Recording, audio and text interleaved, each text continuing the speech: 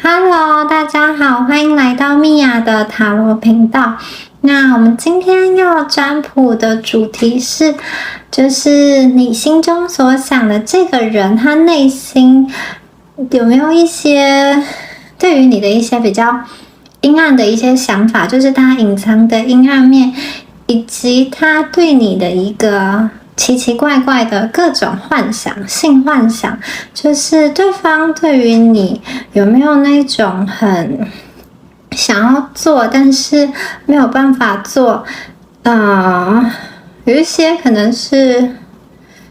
没有办法在现实中实现的一些幻想，他对于你的一些比较阴暗的，有一点可能有一点虐，或者是有一点刺激，有一点浪漫的感觉哦。好，我们今天呢有3个选项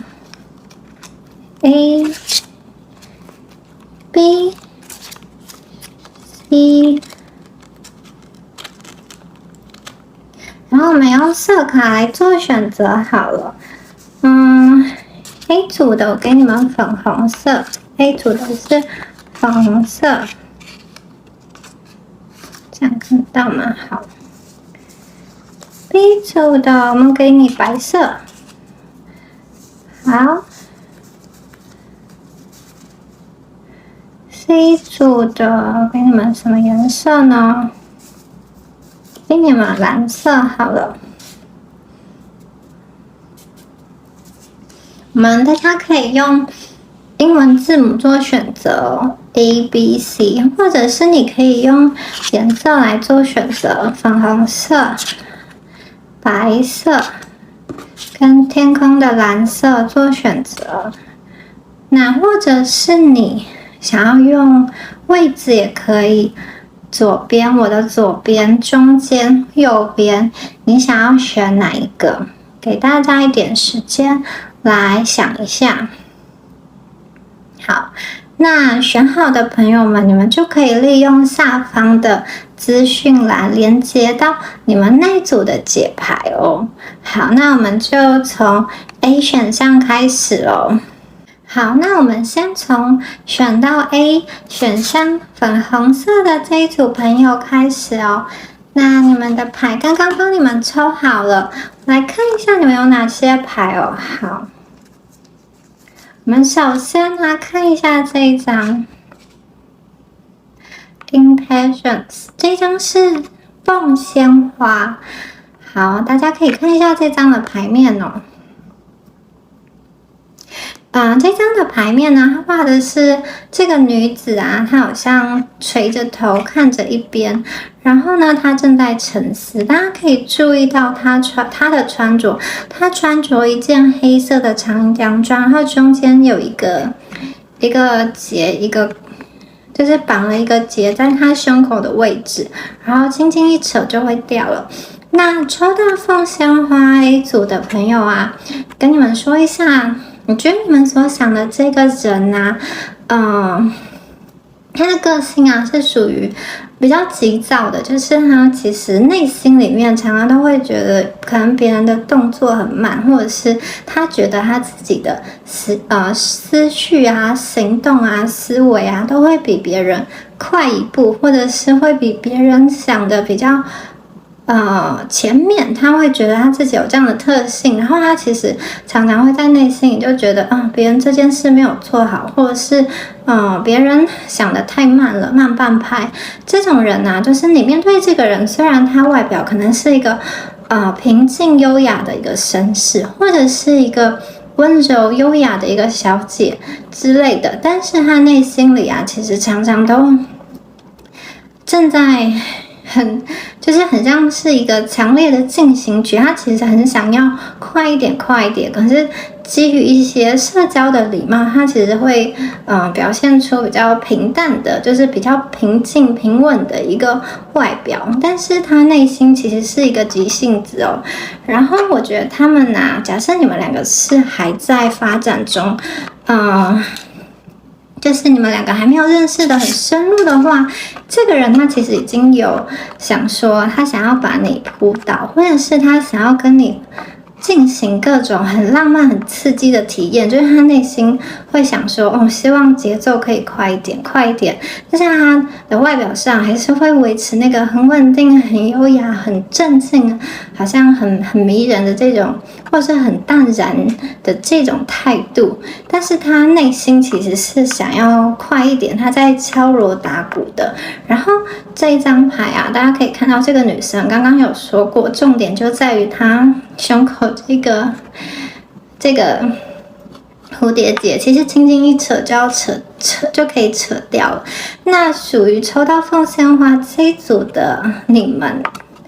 面对的这个对方，他非常想要赶快的把这个带子扯掉之后，就可以看到不一样的风景。所以基本上啊，特别是你们还是没有那种还在暧昧、还在认识的阶段的话，他其实内心已经会很蓬勃的发展。那假设你们已经在一段稳定的关系，或者是你们曾经是恋人，然后现在已经没有再联络，或者是联络比较没有这么频繁的话，我觉得如果你们两个过去曾经有过这种美好的性经验的话，他其实是会在内心里不断的反复的回味，就是当初他一看到你的时候的那种冲动的那种内心很澎湃的一个感觉哦。好，我们再来看一下第二张哦。好，这张牌很有趣。好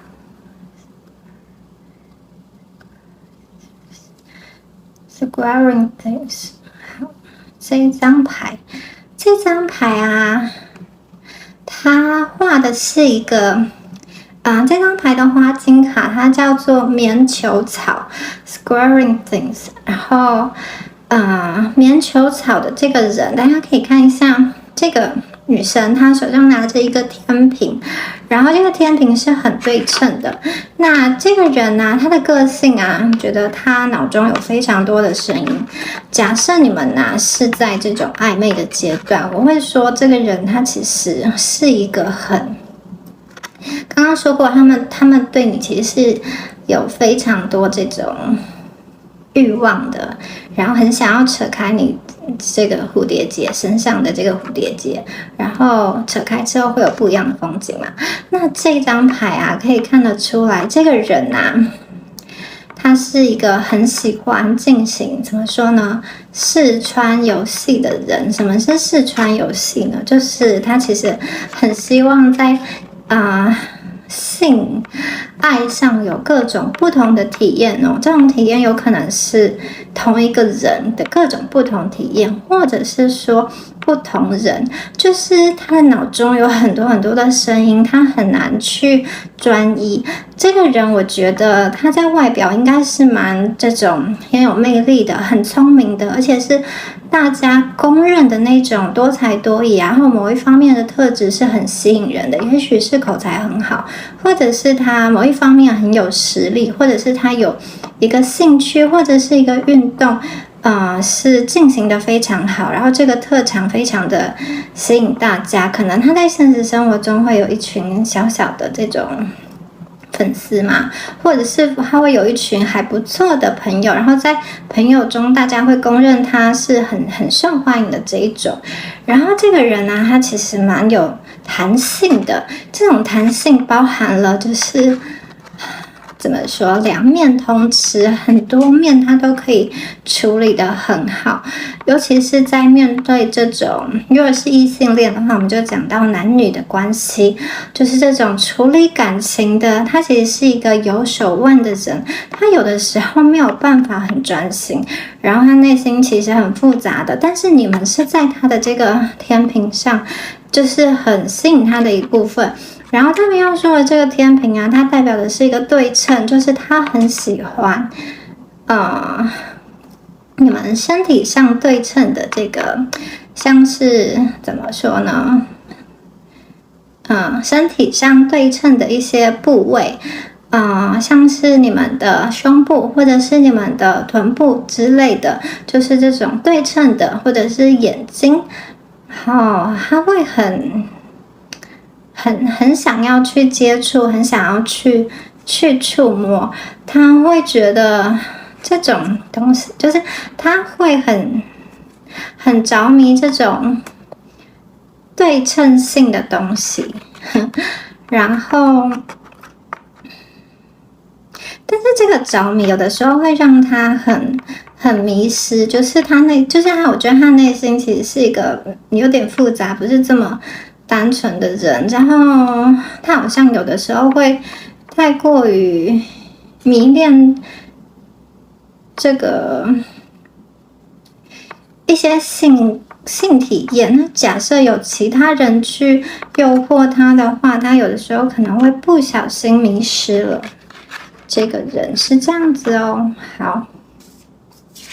好，那这张牌啊 ，Holy 这张牌讲的是冬青，圣诞节常常会出现的那个冬青树作为一个标志为出现。好，那这一张牌啊，就讲到他内心比较深沉的一个阴暗面的东西哦。这个人啊，他其实在感情上，我觉得特别是在性关系里面啊，他常常会喜欢一种比较激烈、比较爆裂的这种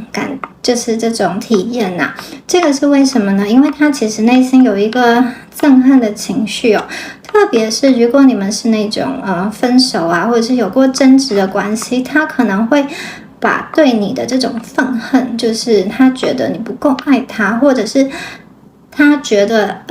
没有被爱，然后没有很真诚的爱，或者是他内心有一种嫉妒，有一种害怕，或者是他本身有一些没有处理好的情绪的议题，可能是他生活的压力，可能是一些沮丧等等的，他通通都会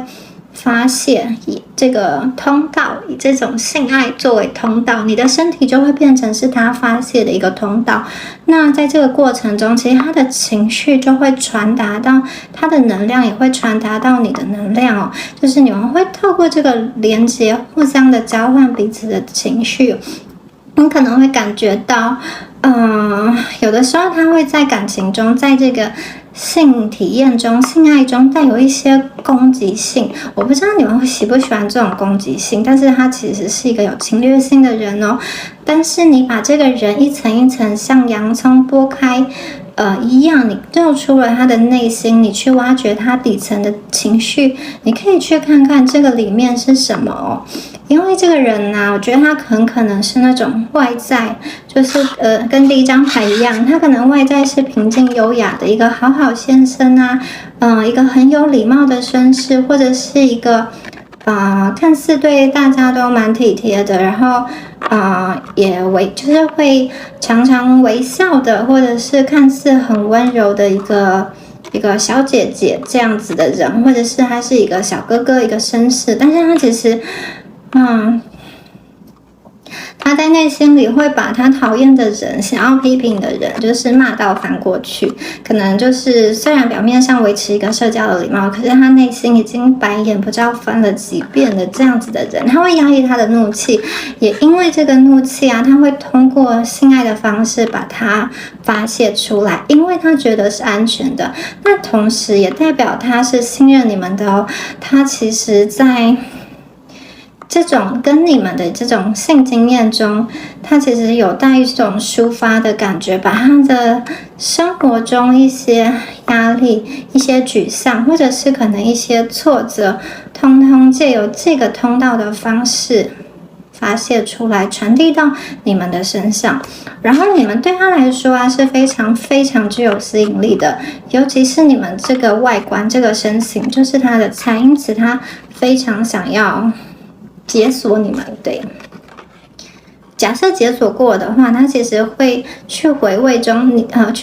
你们当初啊，就是最令他难忘的那一次体验哦。然后他非常喜欢你们身体上对称的一个器官，我不知道是哪里，可能是你的胸、你的臀、你的眼睛、你的眉毛，或者是你的耳朵之类的某一个对称的器官。然后我们再来看一下下面的牌哦。这张牌是恶魔牌，这张牌非常的有趣。这张牌它画的是亚当跟夏娃，亚当跟夏娃因为无法克制蛇的诱惑，他们去偷尝了禁果嘛，然后。其实这两个人啊，男生跟女生，他们都被锁链所捆绑的，就是他们都被欲望所捆绑的。你们两个人看到对方是非常的对彼此非常的有欲望，这种欲望有的时候会像这种绳索一样、枷锁一样把你们捆绑住。如果你跟这个人分开之后，或者是这个人跟你分开之后，你们身边另外有其他人，他其实还是会深深的去怀念，就是跟你们发生过的那些美好的一个体验。然后这张牌啊，其实我觉得还有透露出一个权力的主导关系。大家知道亚当跟夏娃嘛，就是他们是一对夫妻。那不知道大家知不知道？其实，在夏娃之前啊，亚当还有一任妻子，就是他有一个前任哦，就是在神话中有提到，有一个叫莉莉丝的一个女性，这个女性她是非常的惑媚的，就是可能像妲己这样子的女性，是很妖艳的女性哦。然后她是由神在同一个时间用同样的泥土，就是创造了亚当跟他的第一任的妻子叫莉莉丝。那两个人呢，本来感情很好，可是后来啊，因为性爱的问题吵翻天。怎么说呢？就是两个人啊，因为性的一个体位、一个姿势，就是亚当跟他的第一任妻子莉莉安就开始吵架了。因为莉莉安认为说自己跟亚当是同出一脉，两个人都是用泥土创造的，没有这种所谓就是可能男尊女卑或者是谁在上谁在下的这种问题，因为他觉得他们是平等的。就是莉莉安她本身是一个非常有自己想法又非常惑媚的一个女性，可是亚当觉得女生啊应该要在下面，自己应该要在上面。但是莉莉安不认为，她觉得她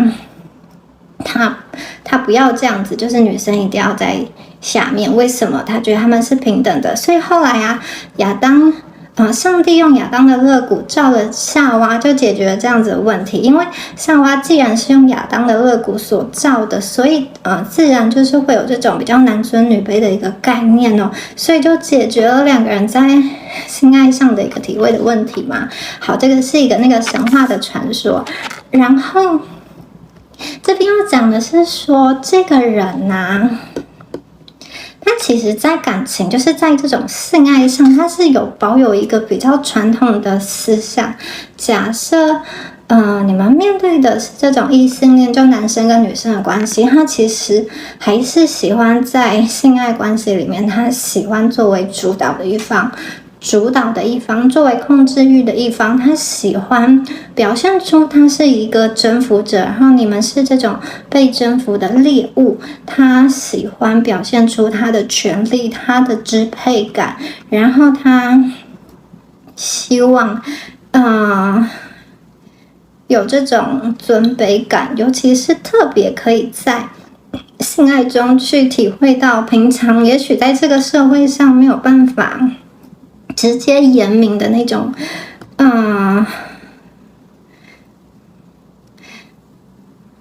欲望。就是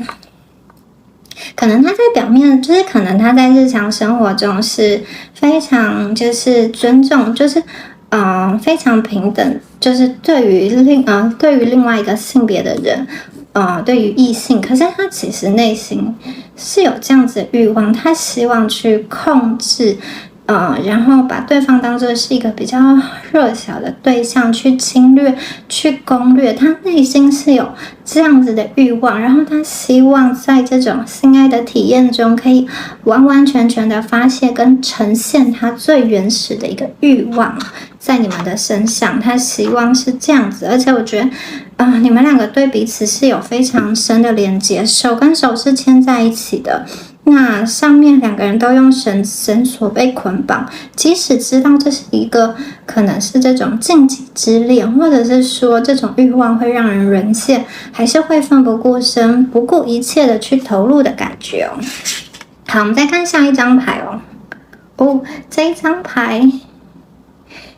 好，这一张牌其实就很像前面那张牌耶。大家有看到这张牌是什么吗？它其实应该要这样被悬吊的精灵。好，这张牌就是捆绑，大家有没有看到？喜欢这样子的特别的一个体验哦，感觉上是要有一些刺激的东西在里面。它的这张牌所画的这个主角啊，这个女生手跟脚都是捆绑的。大家可以不要注意这个就是不要太留意这个性别，这个有可能被捆绑的是你或者是对方哦。但是从前一张牌，假设对方是主导的那一方，也许我觉得他希望被捆绑的是你们哦。但是有的时候能量会互换，所以有可能你们也想要这样捆绑对方。好，他的手跟脚是被捆绑的，而且是头下脚上这样子的一个方式哦。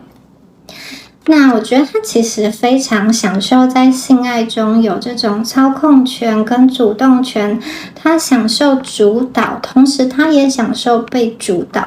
他希望可以另外一方啊，因为其实要这样子完全的呈现出这样子的一个姿势，必然是非常的信任对方，就是要把自己的身体整个交给对方。他希望对方对他也是这种充满全然的信任、全然的放松，而且是充满爱的。然后他希望可以透过这样子的方式，可以好好的去体验你们的身体全身哦，从头到脚。而且他会用这种很热切的这个眼神哦，像这张牌一样，就是两个人热切的相望，热切的看着你的全身哦。那刚刚有说到这个棉球草这张牌，他喜欢你们身体上很对称的一个部分哦。很对称的部分在哪里呢？可能是在这里，可能是在这里，也可能是在这里。他喜欢把你们身体上每一个角落都亲吻一遍，然后也用这种很热情的眼光来看着你们，可以不断的去抚摸你们，去拍打你们，或者是去像玩一颗球一样去因为你们就是可能像是一个玩具一样被绑住了，可以尽情的去操控你们。他喜欢跟你有这样子的体验。再看最后一张牌哦。好，这张牌它讲的是月亮哦，月亮其实是有一点朦胧的感觉哦，就是特别是在夜晚啊，这种迷蒙啊、看不清楚的时候，然后它对你最深层的欲望，就像剥洋葱一样，慢慢的显露出来了，慢慢的浮现出来了。这张牌大家可以看到画的是什么？一个女孩子，然后她正在玩弄着一只螃蟹哦，这个螃蟹有两只这个螯，然后她一手抓着一只螯，另外一手抓着另外一只螯，就是两手分别这样子捏着，好像在玩弄这个蟹。这张牌代表什么呢？大家可以联想一下哦。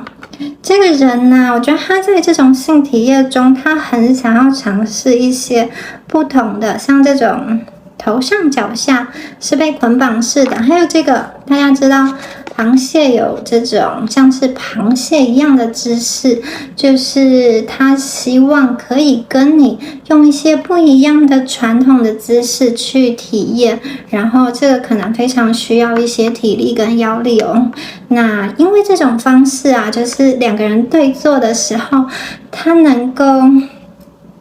就是两个人的脚啊，从这个被捆绑的这张牌中，从这个被捆绑的束缚中解开之后，两个人的脚可以互相的交缠住对方的脚，像螃蟹一样这样子对坐的，然后两个人的脚可以互相交缠住对方的腰部，然后可以互相的勾住对方，然后在这样子的一个过程中，他其实可以很清楚的看到你的脸、你的全身，就是你们两个可以很深情的像这样子面对面的相望，有眼神的交流，然后我觉得他很喜欢跟你尝试这种各种不同的姿势，也许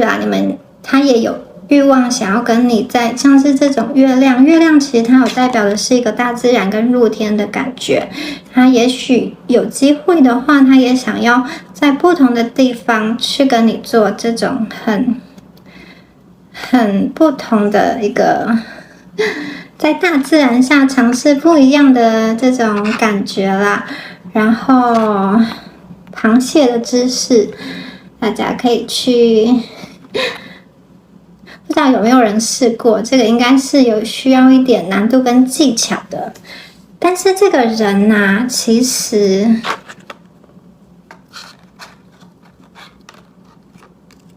觉得他其实内心真的是蛮深层的一个人欸。刚刚有说过，就是他可能不像他日常生活的表面，他内心压抑了很多东西，然后他通通会在跟你的这种性爱的过程中发泄出来哦。特别是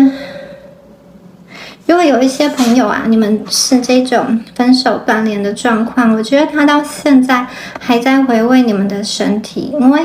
你们曾经给了他非常好的这种体验。那如果你们是还没有进展到那个程度的话，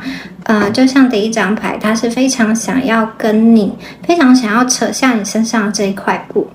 好，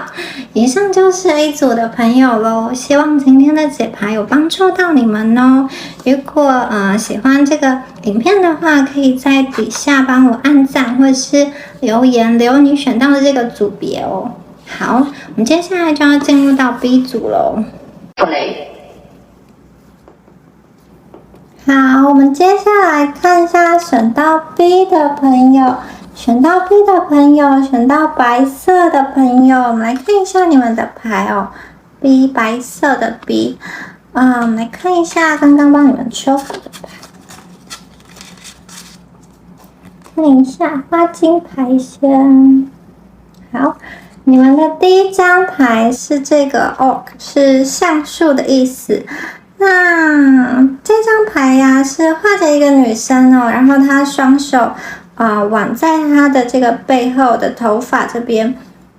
轻轻的一个很舒服的、很悠闲的姿态，把她的头发挽起来。那身上啊有一件紫色的薄纱，穿着一件紫色的薄纱，感觉是刚沐浴完、刚洗完澡这种很轻松的姿态哦。那抽到这一张橡树牌的朋友啊，我觉得你们今天要问的这个人啊，他其实因为橡树它本身代表的是这个人，他其实他是他在现实生活中，他的这个肩膀上会是有一些重担的。那这个重担可能是来自于他，可能他在团体中，他是一种主将，就是他需要扛一些业绩的压力，或者是说呢，他在现实生活中，他是在家庭里面他是老大，他是扮演着需要照顾人的角色，然后他本身是一个蛮有毅力的人，他不想放弃，就是他常常会成为团体中的一个支柱哦。这个人啊，他就是会想要他希望他自己可以去一肩挑起家庭的一个重担，或者是事业的一个责任。他其实内心有这样子的一个希望自己可以兼顾得很好。所以假设这个人是你们的另外一半，或者是你们正在进展中等等的一个情况，他其实会希望可以对另外一半竭尽所能，然后奋不顾身、奋力不懈的去努力哦。特别是他们在对于满足你这件事情上，他会具有强烈的责任感哦，就是他不大会因为自己可能身体不舒服，或者是其他怎么样的情况去拒绝，他就是对于如果你有提出要求，他都希望可以尽可能的满足你，因为他就是在满足你这件事情上，他觉得他是有责任的，然后他希望能够坚持达成他的目标哦，就是希望可以让你有一个很舒服的一个体验。也许你就像这个画面中这个女孩子一样，你可以很轻松的，然后对方他会来服务你。那有的时候他会很在意自己的表现，也就是说，如果他忽略了他自己身体的极限，他觉得你好像还没有满足，还没有到你那个点，他会试着一直想要去努力，可是有的时候会忽略了他自己身体的极限，让他自己的体力耗竭的感觉哦。这是这一张牌的朋友。再来看下一张牌。好，下一张牌啊是这个 Rock Water。好。这张牌啊，它代表大家可以看到下面是这个岩石跟流动的水，岩石间有流动的水。这张牌是盐水一个花的牌，盐水花。那上面也是有一个女生，她是很轻松的姿态，也是躺着的哦，然后非常。就是手很随意的摆在枕头上，就是很愉悦的看着对方，然后有一种期待对方要给我什么惊喜的一个感觉哦。那这张牌，两张牌其实是有呼应的哦。第二张牌啊，这个人啊，这个人他其实本身啊，他对于自己有一些原则上的坚持，就是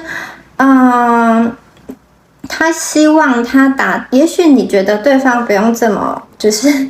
可能说不用这么努力，有的时候随性就好。可是他就是对于他所想要达成的事，他非常的坚持，然后非常的不服输。那也因为他这种坚持啊，这种不服输，这种原则过高，有的时候其实会好像在一来一往间，在这种性爱的体验中，他会失去一种弹性。因为这个人他就是一个择善固执的人，他觉得这个就是他想要这样，他觉得这个是好的，他就会去做，然后。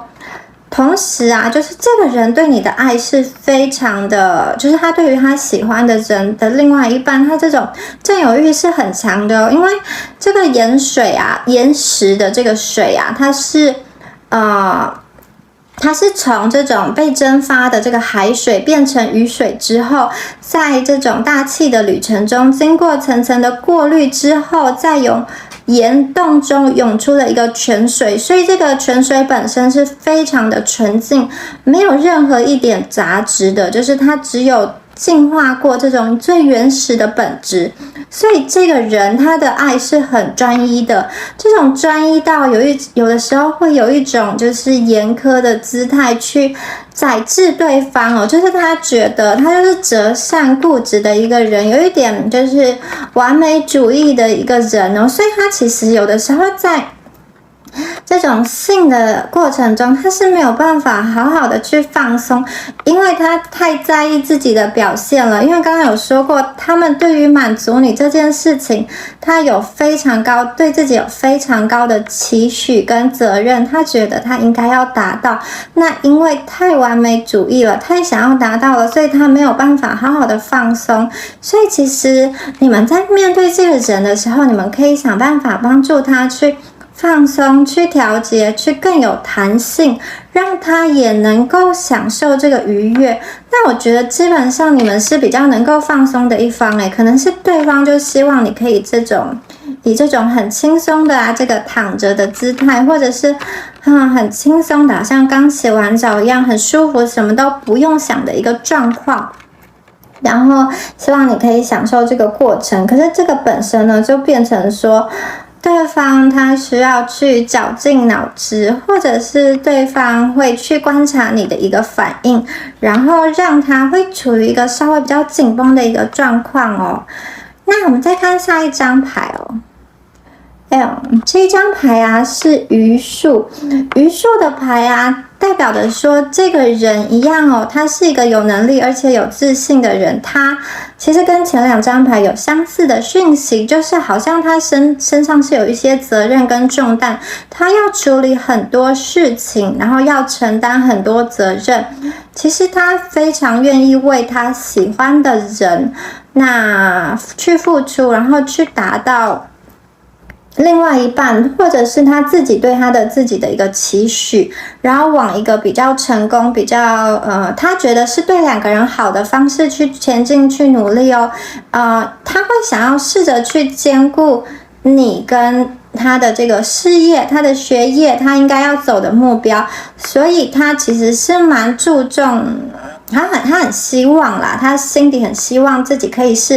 以把各方面的事情都处理得很好，所以刚刚有说过这一样，就是他想要满足你。好，这张牌这个女生一样是非常轻松的躺在这个床上。那性别的话，大家有的时候可以对调，如果听的人你们是这个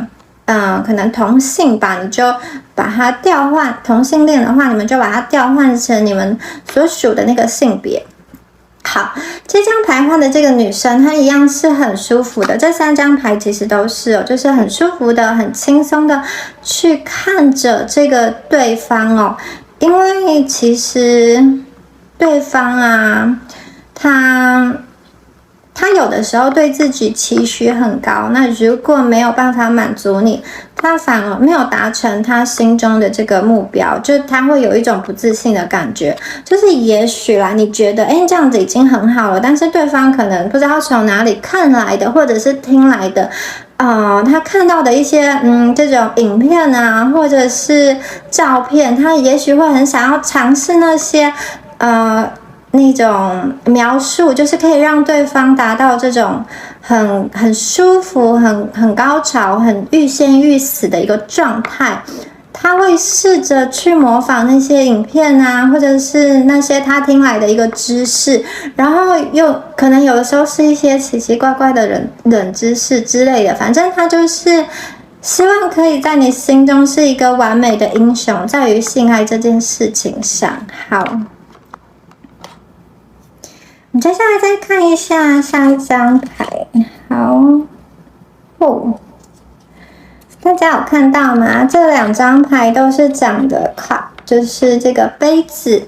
那一张牌是这个杯子满出的水哦。那我们先讲这一张牌哦。那大家可以观察一下这张牌，杯子跟这个迸发出来的水。那假设今天呢有一个杯子，我们往杯子里面慢慢的倒水，它是一个感觉舒服的一个状况哦。那在这个水注入到杯子的过程中，慢慢的杯子将要满出来，其实它代表的是一个即将要达到高潮的一个感觉哦。所以杯子中的水啊，其实可以代表的是一个性能量，这个因为兴奋啊，因为刺激而激发出来的一个身体的一个回馈的反应，身体的一个能量，会让你感到很舒服，就是透过这个不断的加水的一个过程，其实也是不断的为对方补充这个完美的能量。如果你们之间的能量都是一个正的，就是正向能量的交换，那如果中间有杂质的话，其实会有一些负向的能量。所以刚刚有说过，为什么盐水花这张牌啊，对方希望给你的都是好的，他希望从他身体传达出去的都是正向的能量给你哦。那在这个杯子跟水中啊，一直到水慢慢的注入到这个杯子中，到达一个顶端的时候啊，到达最大强度的时候，就是可以让你们最愉悦、最舒服的一个时候哦。好，那其实这一组的朋友，我真的觉得他是一个很愿意在这一方面给你带来一个良好体验的人，也要适时的就是回应对方跟回馈对方，是他非常需要的，不然他会觉得会有一种受挫或者是没有自信。如果得不到你们，得不到他的另外一半这种很夸张或者是很感激很舒服的一个样貌，而且这个反应是很真实的，就是至少啦，要让他看起来是很真实的，他才会不会心里有一种被受伤，或者是自己努力过后没有回报的一个感觉。好，这张牌啊，两个人手上各拿着一个杯子哦，大家可以看到，这个旁边这个穿着橘色外套这个人，应该算是我们在讲性别的时候，我们说他是男性好了。这个男性啊，他手里后面其实是藏着一些花的，所以这个两个人对望，然后手中拿着杯子，这个男生后面其实是有藏着一些花的。那这个代表说，在进行就是这个体验之前呢，他是会给你准备一些前戏的。这个前戏包含了各种任何可以让你感到舒服的方式，他都会去做。也许是给你一个惊喜，或者是会让你，假设冬天的时候你的脚是很冰冷的，他这种人啊，他可能会去用他的身体去温暖你的脚，就是温暖你的身体或者是手，然后再来开始，就是会有这种他希望是一个很细致的一个过程哦。然后这张牌我也觉得基本上啦，你们两个人的这种性爱啊，他对他与喜欢的人这种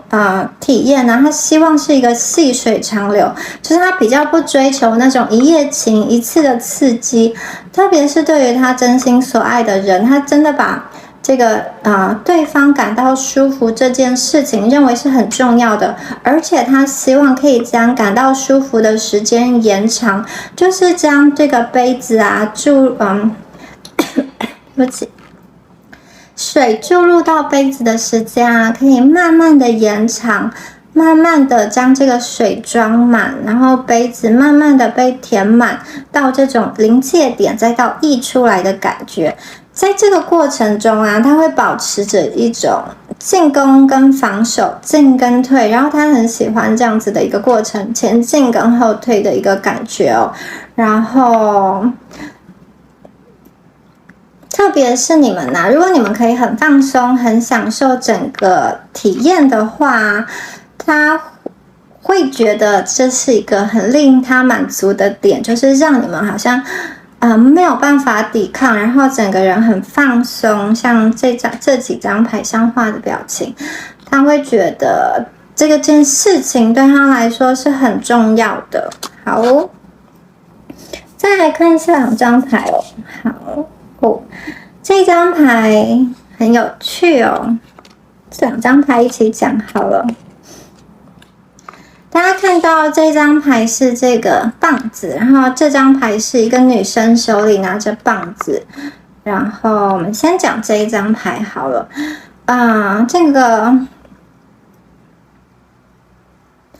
这张棒子啊，它非常的大，它几乎占满了这个牌的空间，它从地面一直长到天上，非常的大，非常的巨大。这个人希望他自己在你心中的形象是一个巨大的形象，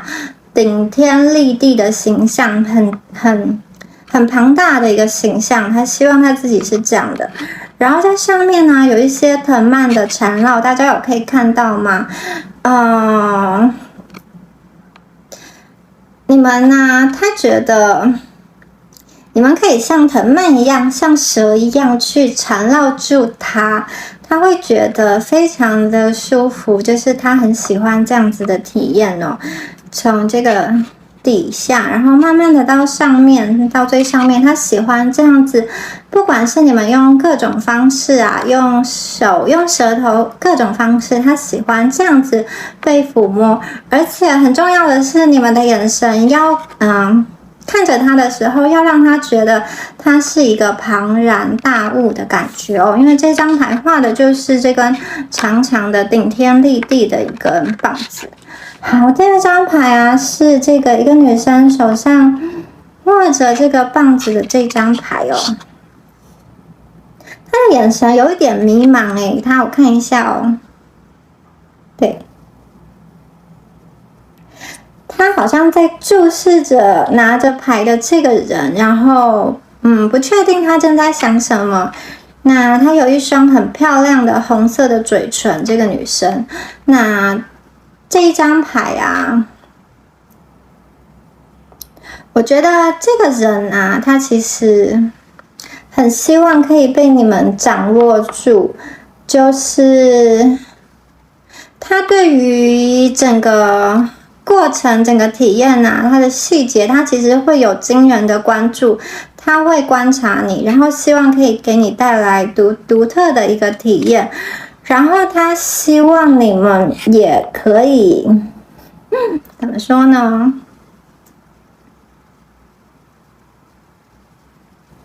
你们可以用你们的方式去温暖他。这个女生手上握着这个棒子，她希望对方希望你们可以用你们独特的一个方式去温暖他。他是一个需要被崇拜，需要感受到刺激的，然后他非常喜欢，刚刚有说过，他其实是会给你们准备前戏的人哦。那他也希望你们可以帮他有这个好的这种前戏的体验，特别是像是你们可以用手或者是用其他各个方面让他感觉到很舒服，被抚摸，这个也是他信心的一个来源哦。好，B 组的朋友，你们今天面对的这个对象啊，他很需要在这种性体验中，在感情的体验中，有一个你们的肯定的眼神啦，因为他真的会对于细节去很专注、很努力，然后对他需要你们的赞赏。假设这个人呢，他是你们在暧昧中的对象的话，你们可以去想一想要怎么样让对方觉得更，特别是满足到他自尊跟自信的这一块。那如果这个人呢是你们已经分手或者是断联的这个对象啊，然后你们对他啊，其实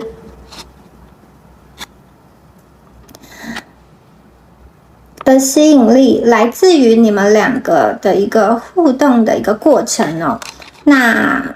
像 A 组的朋友，我觉得这个是 B 组嘛 ，A 组的他们比较像是来自于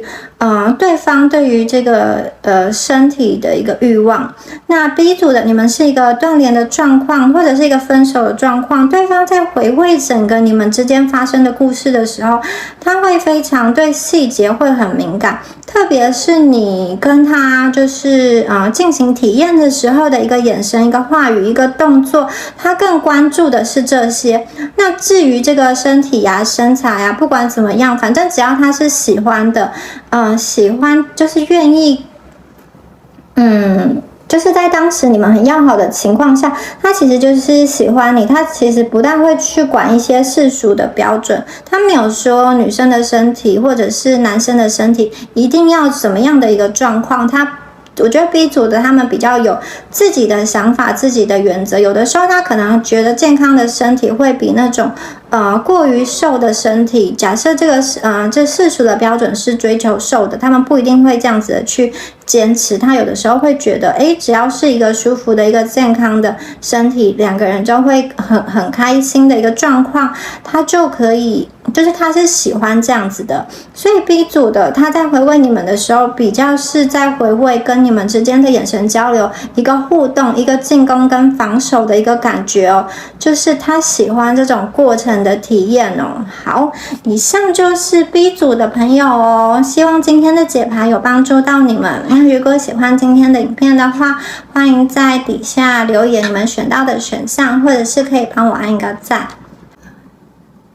好，我们来看一下选到 C， 刚刚选到这个天空蓝、天蓝色的朋友，我们来看一下你们的牌哦。好，我们来看一下，你们的第一张牌呀，是这个 Olive， 这个橄榄。那橄榄这张牌啊，大家可以看一下，它其实是，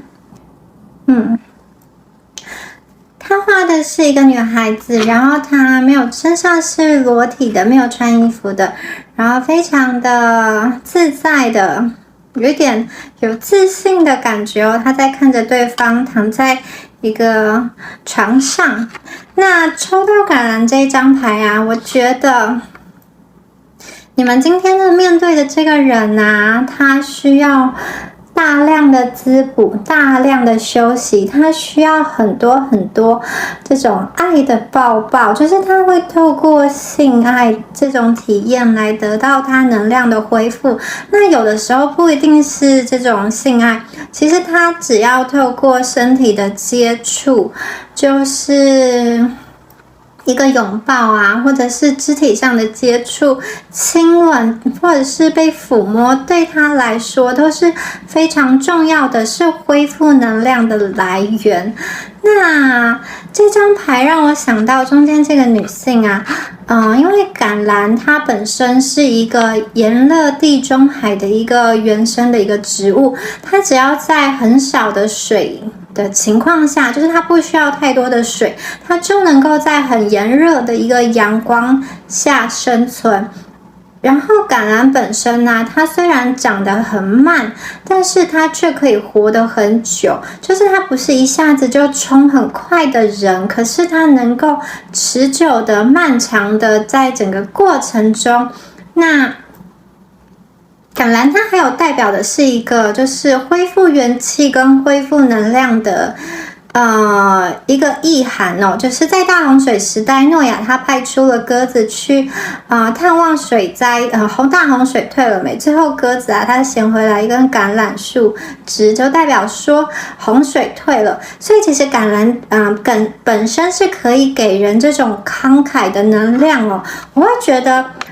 抽到这一张牌的人啊，你们所面对的这个人，他会很需要透过这种肢体的接触、这种拥抱、这种交换，就是这种结合身体上的融合跟能量的一个交换，来得到他元气的恢复。那你们本身呢，是能够提供这种慷慨能量的人。同时啊，看到这张牌的时候，我有想到，就是我觉得选到C 选项的朋友，你们有一些人可能是属于就是已经有比较多感情的这种经历了，那这种感情的经历可能包含了你之前的一些很长的一段感情，或者是说你有很多次的一段感情，或者是说你喜欢一个人很久。那有的人是有这种婚姻经历的人，那因为这张牌它其实有代表的是一个是说橄榄它是随着年纪的增长，它会付出它的这个水果嘛，还有橄榄油，它会被榨出油脂。那在这个生长的过程中，老的橄榄它会被砍掉，然后剩下树桩，然后继续会生长出这种新芽跟嫩叶，所以它其实代表的是一个生命的一个付出哦。这个女性啊，这个所有的付出就从这一场美好的性爱开始。当他们第一次见面的时候，两个人第一次坦诚相见的时候，好像所有的付出就从这一次体验开始，他就会愿意为了这个人去，就像橄榄一样付出他的水果，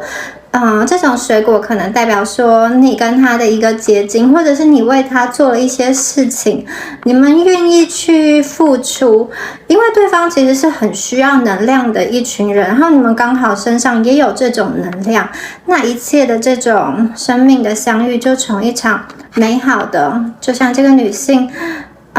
有一点自信，有一点调皮的看着对方，这一种开始的一场这种美好的体验开始。好，我们接下来看到第二张牌，第二张牌是这个 Cherry Plum， 是樱桃李哦。这一张牌哦，好，大家可以仔细的看一下这个女生，她其实她是衣不蔽体，就是她身上没有穿衣服的，然后她的头发垂下来，刚好遮住了她的双峰中比较敏感的一个位置哦，所以他对于他的这种身体的姿态、身体的样貌是非常怎么说呢？非常的自在，就是他就是觉得这样子的一个身体的状态是很舒服的，不会对身体有任何批判的感觉哦。那你们今天所面对的这个人这个樱桃李他其实有代表说，当他看到你们的身体的时候，他会有一种控制不住自己的情绪的感觉，害怕失去理智而伤害你。特别是如果你们是这种刚认识的情况，有的人可能还在暧昧或者是在进展的阶段，可能当他也许如果你们是网络认识的，他在网络上看到你的照片的时候，他其实就会对你有欲望了，然后他常常会需要去压抑自己的情绪，去克制自己的情绪，因为他其实对你有很多的幻想，这个幻想包含了一些比较这种可怕的，就是他想要做很多事情的这种幻想，然后当然他可能没有实际去做，因为他有理智。但是呢，他可能会怕自己理智大过于欲望的时候，他就会有一些不受控的这种想法，或者是特别的想法跟脾气，他想要在你们身上去执行哦。那就是他有的时候这种东西，有的时候可能是一时冲动，可是他在当下就会很难以放下这样子的情绪哦。那他透过跟你在这种性爱的交流过程中，其实是可以透过这种外在的行为去连接到内在的能量，就是他一跟你们连接在一起的时候，他这些内心的这种各种的想法、各种的冲动，其实就可以被平静下来。所以连接的能量对他来说是非常重要的一件事情哦。好，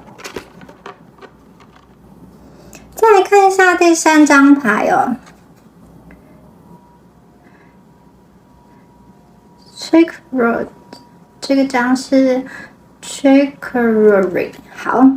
这张牌它是代表着，它叫做苦菜菊苣，就是它是一个所谓苦白菜，就是欧洲人所谓的欧洲人的苦瓜，就是在沙拉里面会见到的一种。它是一个多年生的一个草本的植物。那这种人大家可以观察一下这张牌哦。它其实画的是一个母亲，她手上抱着一个孩子，这个孩子正在吸吮，就是亲吻的吸着这个母亲的乳房。这个人他是一个占有欲非常强烈的人，那有点像是这种。他会有一种过度保护、啰嗦，那有的时候有一点黏人，会让人喘不过气来。那可能会像是这种大人照顾小孩过度去保护一个人的一个状况哦。那他非常的需要跟别人有强烈的情感依附，他需要不断的被关怀，不断的讨爱，不断的吸引人家的注意。那这种演变到最后呢，可能会形成一个强大的占有欲哦。那他很希望你的眼神可以就像这个妈妈看着这个小孩一样，全然的给他爱跟关照，特别是在进行性爱体验的时候，一定要给他这种觉得全然的被爱，无条件的被爱哦。因为当他觉得他的关心、他的付出没有得到回报，没有得到这种他觉得应该得到的一个回应的时候，他会生气哦。所以你们在跟这个人相处的时候，有的时候面对这种婴儿式的所爱，可能就是需要像母亲一样给他一种无条件的爱。那如果能量相反过来的话，会觉得说这个需要无条件的爱的人，会向对方所爱的人可能会是你们。那这张牌还有给我们一个暗示，这个小孩啊正在吸吮着妈妈的乳房，他对于你们的这种身体啊，如果是女生可能就是指胸部的部位，就是对于你们身体上的某一个部位啊，他只要看到只要碰到就能够勾起他强烈的一个欲望，会引起他无可取代的一个喜悦，就像这个柔软的这个乳房一样，会让他好像有回到家的感觉，有一种深深的依恋，非常非常的温暖，就是好像被羊水包围的这种感觉哦。这会勾起他最深层的情绪，对于你们身体上这样子的一个器官，会勾引他很深层的一个情绪哦，他就会很喜欢去触碰。好。接下来再看一下牌组的部分哦。好，这一张牌哦，这张牌我觉得很有趣诶。这个人内心有很多奇奇怪怪的想法哦，大家可以看一下这张牌。这张牌出现了5根棍子、5根棒子哦，然后中间这个人他是双手遮住，好像在他的这个腹部以下的这个位置哦，就是在他的双手遮住他的下半部下面，然后有很多人就是拿着棍子围绕在他身边。我必须说，这个人啊，如果他其实就跟这个樱桃里这一张牌一样哦，就是他内心其实对你们是有很多欲望，这个欲望有包含了各种不同情境式的体验，而且他害怕失去理智伤害你，所以他其实啊，如果不受道德观感的拘束的话，他是很想要体验一些很刺激的东西哦，可能像是就是 SM 或者是那种调教的感觉哦，他会希望你们就是可以从这种体验中得到怎么说呢？中间这个人呢，他的这个表情啊，他是闭上眼睛，嘴巴张开，好像很享受的叫出来，所以他其实这个人就是他会有很多这种很多欲望，或者是很多想法，想要在你们身上去执行啊。那他很希望你们的表情可以像中间这张牌这个人一样哦，他会感觉到非常的兴奋。好，我们来看下一张牌。下一张牌，这张牌它是一个穿着黑色高帽子，然后还有穿着这种跟鞋白色袜子的这个女生哦，必须说这个人呢，他对于特别的符号是有非常多的迷恋，像是制服，对方只要穿上特定的衣服，他就会引起他很高的一个性的欲望哦。如果是男生的话，可能穿上这种衬衫啊，或者是maybe 是军人或者是什么样子的衣服啊，然后对方就会很有欲望。然后女生的话，可能她会喜欢，我不知道她喜欢哪一些衣服，就是可能是白色的护士或者是空姐服之类的，或者是水手服啊之类，反正就是特别的服装可以引起她的一个欲望。那这个制服啊，它代表的是什么呢？其实穿着制服表面上给人一种很顺从的感觉，可是另外一方面，这种符号啊，也代表了一个权威跟顺服，就是它会唤醒了某一方想要去征服这种顺从的冲动的一种欲望，因为制服本身它是一个规律性很高的一个东西哦，它代表着遵守某一方面的规范，它也代表了某一个职业或者是某一个阶层的人他们的一个生活，那这可能不是他平常会接触到的人，所以他会透过这样子的角色扮演，透过这种规律性很高的制服啊，能够激起他内在强大的一个诱惑跟欲望。好，觉得这个人其实对你们脑中有非常多的想法想要去执行哦。那如果你们呢是在暧昧的阶段，他会需要不断的去压抑、克制，或者是压抑他内心的一个欲望。那如果今天你在测的这个人，你在问的这个人，他是你们可能已经分手断联的一个对象，或者是你们现在的联络比较没有这么冷淡，但是你们曾经要好过。那假设你们之前是没有这种性爱的体验的话，他会幻想着，他会希望着在脑海中想着跟你进行这样子的一个互动。那如果你们曾经有过互动的话，他其实会不知道当时有没有实现过他的梦想，但是如果可以的话，他会想要去在你们身上去实现一些他的这种想法跟欲望。好，我们再来看最后一张牌。好，最后一张牌，这张牌这张牌有点阴暗耶，这个人就是觉得挖出了他内心中一些比较深层的东西。好，这张牌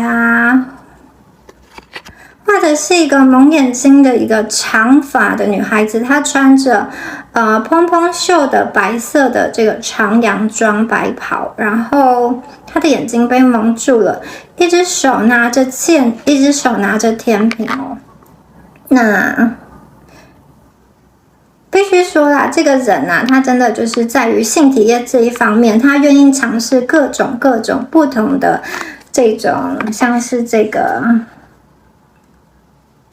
种制服，或者是这个占有欲很强的这种调教的感觉哦。还有这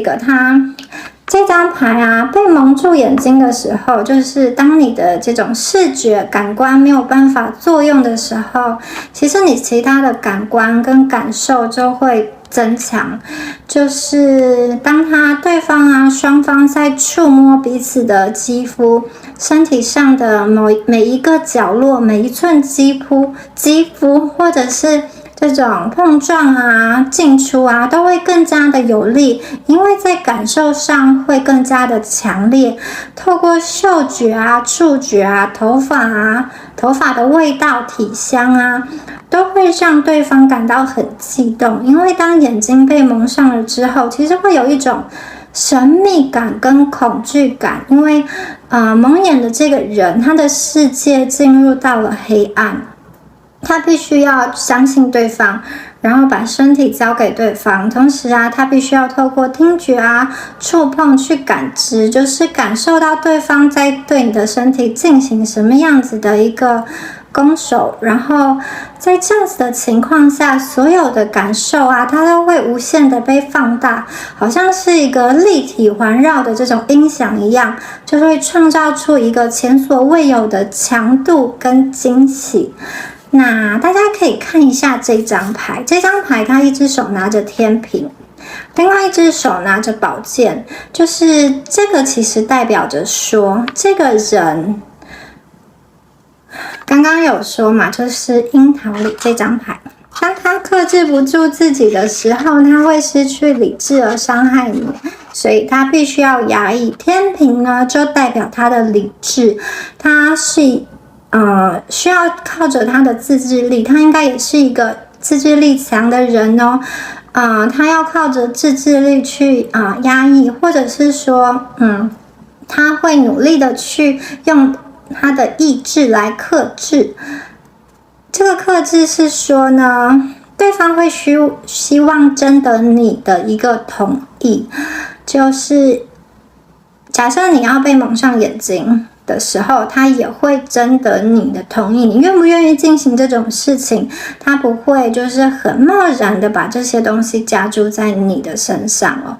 但他其实很希望你可以在这个过程中是享受的。还有另外一只手啊，他拿着是宝剑。这个人呢，当他进攻的时候，当他要进攻的时候，当他的宝剑要出鞘的时候呢，他会有这个天平，有这个理智去判断这个时间可不可以，这个时机可不可以，还有对方愿不愿意，这个是对方的意愿，对他来说是这个宝剑要不要拿出来，要不要运用，要不要进攻的很重要的一个依据。就是我觉得对方某一方面因为他的理智跟克制，所以他其实还是会在这个过程中是会去尊重你们的。那当这个天秤没有办法去维持的时候，他就会失去理智，没有办法克制他的情绪，可能就会做出一些他内心对你的这种奇奇怪怪的一个想法。那假设因为现实的因素，因为距离的因素没有办法的话，他可能也会可能会透过视讯或者是其他方式，希望可以看到你们的一个身体或者是一个样子哦。特别是如果你们是这种在稳定的情侣关系的时候。好，以上就是 C 组的朋友你们的一个解牌哦。C 组的朋友，那希望今天的解牌有帮助到你们哦。那如果你有任何想法的话，你都可以在下面留言，或者是你可以留下你选到的这个选项哦。好，那就祝福选到 C 组的朋友咯。